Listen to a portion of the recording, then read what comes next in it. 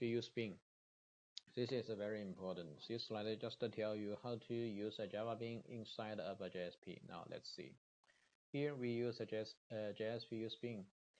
This is an ID. This is a Beans class. This is a scope.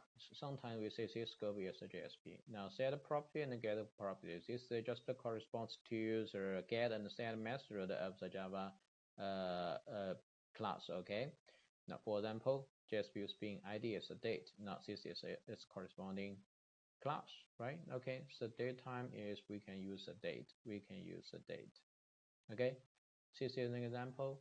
Student class, corresponding class. Set property means just set the name of the property. Okay. Now we can read them. Get property, and get property means just read the value of the property request.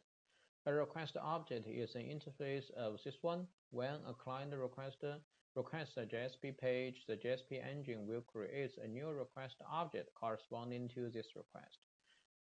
The HTTP servlet request class provides a family of functions to evade an HTTP head information, cookies, and so on. So this is commonly used for functions. Okay, the get parameter. Use request get parameter to update the values of the parameters in web forms. Get parameters values just update the data of a component like checkbox. Get parameter names. Get all the variables names with a request object of enumeration.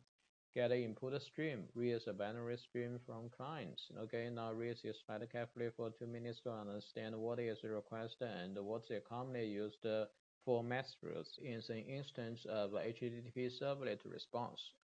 Response object is created simultaneously when the request object is generated by the server.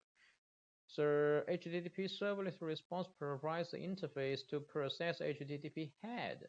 Response object is employed to add new cookies, timestamps, and HTTP status.